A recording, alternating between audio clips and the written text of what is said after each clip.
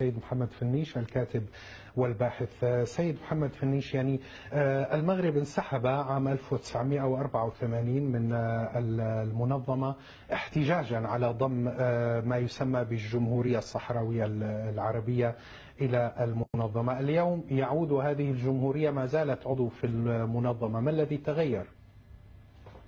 تحية لك الأستاذ زياد ولطاقم قناتكم الكريمة ولسادة المشاهدين الكرام. لم يتغير شيء. قد يكون تغير طموح المملكة المغربية تجاه إفريقيا. المناورات السياسية تلعب من جميع الدول على مستوى السياسة الخارجية، لكن الكارثة العظمى التي وقعت الآن هو تصويت البرلمان على القانون التأسيسي للاتحاد الإفريقي دون نقاش وطني داخل المملكة المغربية، دون نقاش إعلامي، دون تحمل المسؤوليات. إشارة ضوء أخضر، تصويت بسرعة أظن أنها تسمى بالانتحار السياسي إن صح التعبير. البوليساريو كنا نسميها حركة. بعد تصويت البرلمان المغربي أصبحت جمهورية العربية الصحراوية الديمقراطية. هذا في القانون التأسيسي للاتحاد الإفريقي الذي صدق عليه البرلمان المغربي. في الدول الأعضاء للقانون التأسيسي للاتحاد الإفريقي في الرتبة 39 توجد الجمهورية العربية الصحراوية الديمقراطية. لم يكن هناك تحفظا، تم التصويت. المغرب أحرق أوراق قبل الدخول في الحرب الدبلوماسية داخل الاتحاد الإفريقي مع البوليساريو. الاعتراف اليوم هو ملزم مهما كانت النتائج داخل الاتحاد الإفريقي، مهما كانت العلاقات كيف ستسير. الرابح الأكبر من تصويت يوم أمس هي البوليساريو، هي خصوم الوحدة الترابية، هو خرق للفصل 55 من الدستور المغربي الذي يقول أنه لا يحق لا للملك ولا للحكومة ولا للبرلمان المس بالسيادة المغربية، وإذا ما تم أمر كهذا تتدخل المحكمة الدستورية. اليوم السؤال المطروح: هل سيتدخل المجلس الدستوري أو المحكمة الدستورية والمطالبة بعرض استفتاء على الشعب المغربي من هذا القانون بالتصويت عليه من عدمه أو تغييره؟ أظن أن تصريح مزوار الأخير الذي سمعناه واستمعنا إليه في التقرير، وزارة الخارجية المغربية عرفت أسوأ مراحلها في عهد هذا الوزير. هذا الوزير هو الذي اتهم وزيرة الخارجية سابقا بمصطلح نامي، يعني نابي لا يمت للدبلوماسية بصلة. هذا الوزير يستمد علاقته بصديقه قريب من القصر. السياسة الخارجية كانت فيها نقاط جميلة جدا أو ممتازة جدا، لكن نقطة التصويت على القانون التأسيسي للاتحاد الإفريقي كان قرار متسرع ويتجه نحو أمور جد معقدة، والمستفيد الأول هي البوليساريو أو ما يسمى بالجمهورية العربية الصحراوية الديمقراطية. أنت تحدثت عن إقرار بشكل أو بآخر بهذه الجمهورية، ولكن وزير الخارجية المغربي السابق سعد الدين العثماني يقول بأن المصادقة على القانون لا تعني القبول بالكيان الانفصالي. وكما تابعنا في التقرير هناك 40 دولة من دول الاتحاد الأفريقي تدعم المغرب. إذن يبدو أن هناك توجها لسحب الاعتراف بالدولة الصحراوية. على طوال مدة 40 سنة نعرف مواقف بعض الدول الإفريقية التي تتغير بين عشية وضحاها، تذبذب في المواقف حسب المصالح. وإذا لا يمكن نحكم على المواقف إلا داخل قمة الاتحاد الإفريقي وابتداء من لقاءات رسمية مسجلة. أما التصريحات الإعلامية لا يمكن الاعتماد عليها في هكذا أمور. ما يقع الآن هو كما قلنا سابقا أنه تسرع خطير. اعتراف رسمي بالقانون التأسيسي للاتحاد الإفريقي عبر البرلمان المغربي، برلمان الأمة حسب القانون الدولي، اعترافاته وتصويتاته ملزمة للدولة وملزمة للأمة. نحن اليوم البوليساريو هي المستفيد الأول من القانون التأسيسي للاتحاد الإفريقي. البوليساريو اليوم تستطيع أن تقف الأمم المتحدة وتقول بأن المغرب مصادق على القانون التأسيسي للاتحاد الإفريقي وهي عضو. المغرب ليس عضو بعد، المغرب يريد العودة للاتحاد الإفريقي. أما القانون التأسيسي للأعضاء، البوليساريو هي عضو.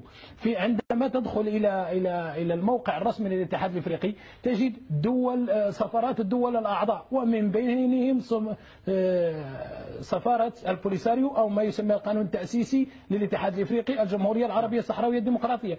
إذن المستفيد الأول من تصويت البرلمان المغربي مسألتين اثنتين: الجمهورية، ما يسمى بالجمهورية الصحراوية الديمقراطية أو البوليساريو، والتجارة لبعض رجال الأعمال المغاربة في إفريقيا الذين يريدون أن يفتحوا هذه الممرات وأن يتجنبوا أي عوائق اقتصادية مع بعض الدول الإفريقية.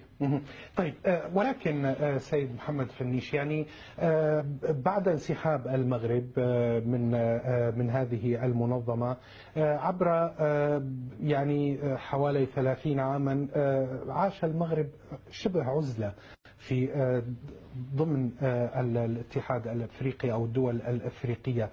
اليوم هل ترى بأن سياسة المقعد الفارغ أتت أكلها؟ كانت سياسة ناجحة؟ لماذا لا يعود إلى المنظمة ويناضل من داخلها؟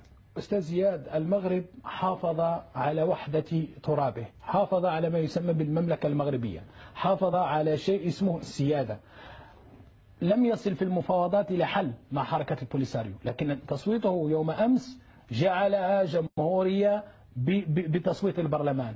نحن اليوم انطلقنا يعني اختلفنا أو تغيرنا من مرحلة نزاع سياسي كان مع حركة. لو كانت هذه الحركة في القانون التأسيسي للاتحاد الإفريقي تسمى حركة البوليساريو لقبلنا بخطوة المغرب، لكن القانون التأسيسي للاتحاد الإفريقي في مادته الثالثة وفي الفقرة الثالثة يقول قانون التأسيسي للاتحاد الإفريقي يقول أن الاتحاد الإفريقي ملزم بالدفاع عن سيادة دوله واستقلالها. المغرب ليس عضوا بعد، نحن أما البوليساريو فهي عضو. إذا الاتحاد الافريقي ملزم بالدفاع عن عضوية البوليساريو وعن حدودها وعن سيادتها، ولديها سيادة تتحدث عنها في الأمم المتحدة، ولديها صراع مع المغرب ويفاوضون، يعني الكل يدلي بحججه. الحجة التي الآن استفادت منها البوليساريو والتي هي لديها ورقة ذهبية الآن في الأمم المتحدة هو تصويت البرلمان على القانون التأسيسي للاتحاد الافريقي. نحن أمام واقع اليوم. نعم، ولكن هناك واقع آخر يقول بأن هناك مشروع الحكم الذاتي هو المطروح دوليا، وبالتالي المغرب يرى أنه السير ربما هكذا يرى مراقبون السير في هذا المشروع والتفاوض حول هذا المشروع وفرضه في الاتحاد الأفريقي أو على مستوى الأمم المتحدة هو الأولى. وبالتالي من خلال زيارات ملك المغرب تابعنا بأن بعض دول الاتحاد الأفريقي سحبت اعترافها بهذه الدولة.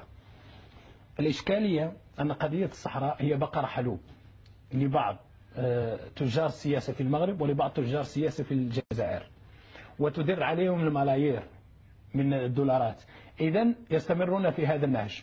الحكم الذاتي يجب أن تكون هناك مفاوضات سواء سرية أو علنية بين الصحراويين وبين المغرب، نقاش واضح. الصحراويين ظلموا في مرحلة معينة، المغرب تغير، لكن المغرب كذلك في المرحلة الأخيرة أصبح يتغير إلى الأسوأ.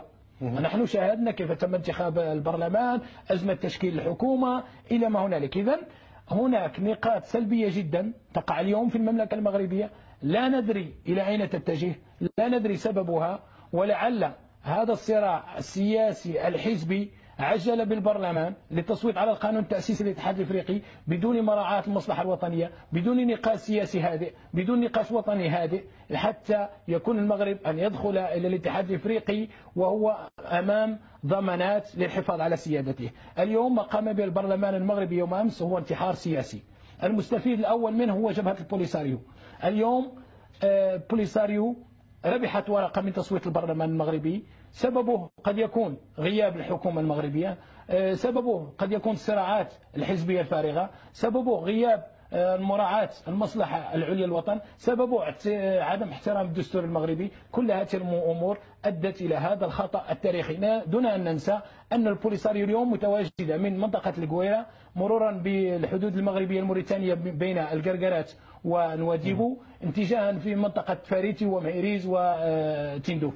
إذن نحن أمام واقع أظن أن كل النقاط هي ضد المغرب في صالح البوليساريو، والسبب رداءة الدبلوماسية المغربية وعدم وعيها بالأمور. وأظن أن التاريخ أمامنا والأيام القادمة سنرى، لأنه إذا ما لم يستطع المغرب سحب عضوية البوليساريو من الاتحاد الافريقي سيصبح ملزم بالقانون التأسيسي الذي صوت عليه البرلمان، وهذه كارثة. نعم.